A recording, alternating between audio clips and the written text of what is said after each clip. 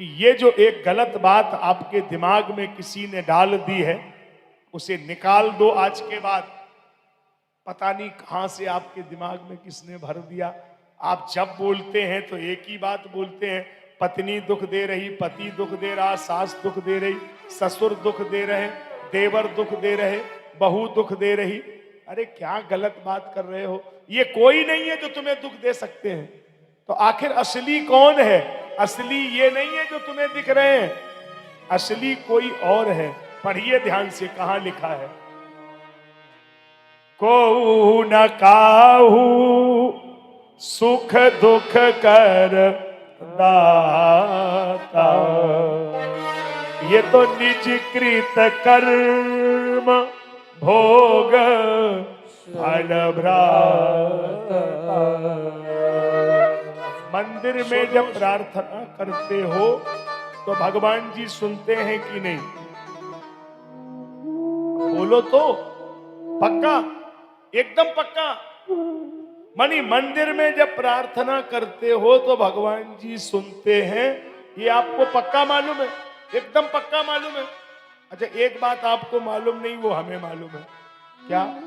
मंदिर में बैठ करके अगर वो प्रार्थना सुनते हैं तो जब बंद कमरे में किसी की बुराई करते हो वो भी सुनते हैं, वो हमें मालूम है। ये चुगली नहीं, बुराई नहीं, ये गड़बड़ है। देखो आपको लगता है कि मंदिर में तो सुन लेते हैं, जब हम बंद कमरे में किसी पड़ोसी की, गांव वाले की बुराई करते हैं तो भगवान के कैमरे बंद हो गए। अरे तब भी तो सुनते होंगे, ये गड़बड़ नहीं। देखो साहब, अगर दिल अच्छा नहीं है तो गड़बड़ है। इसलिए कोई ऐसा काम नहीं करो, जितना करो खुला जीवन रखो साहब, तब नहीं तो गड़बड़ हो जाएगा। कोई किसी को सुख दुख नहीं देता, ये अपने कर्म का फल भोग है। अवश्यम एव भोक्तव्यम कृते कर्म शुभाशुभम। अच्छा चलिए एक मिनट हम मान लेते हैं, चलो आपकी ही मान ले हैं? सामरे मऊ वाले जो कहें वही मान लो। चलो हम ये मान भी लें कि भगवान ही सुख दुख देता है।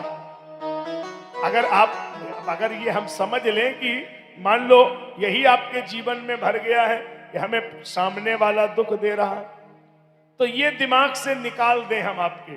अगर ये पावर मनुष्य पर हो कि सुख भी तुम्हें देना है और दुख भी तुम्हें देना है, तो क्या ऐसी दुनिया को कोई चला सकता है?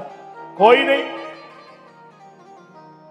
अब विचार करिए हमारी बात पर। जैसे भगवान तुम्हें सुख बांटने की मशीन दे दे कि सुख तुम बांटो, अगर मान लो तुम्हें सुख बांटने की मशीन भगवान दे दे तो आप सुख किन्हें देंगे? पहले मेरा अंदाजा है कि पहले घर में बटेगा, वो बंद कमरा करके, और घर में अगर बच जाए तो रात में मान लो सड़वाई के घरे भलू पहुंच जाए, लेकिन पड़ोसी को तो हबऊ नहीं लगने देंगे आप।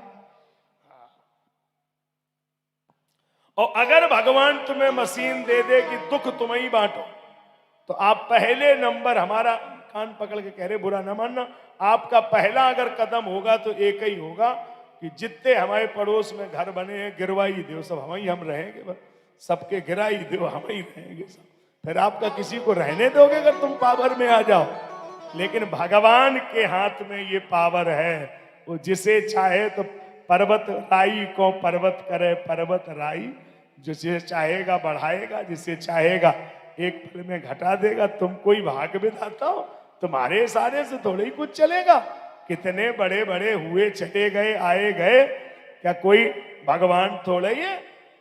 एक हमारे भगत हैं, कोई मेरा लगा है सुन भी ना रहे हो, अब मैं नाम भी नहीं लूंगा शहर का, और बहुत अच्छे भगत हैं मेट्रो सिटी में, और बिटिया की शादी उन्होंने की।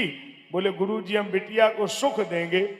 तब मैंने कहा सुख देना तुम्हारा काम नहीं है, साधन दे दो, संपन्नता करो। बोले नहीं हम बिटिया को इतना सुख देंगे, हमारे जैसी बिटिया किसी की नहीं होगी।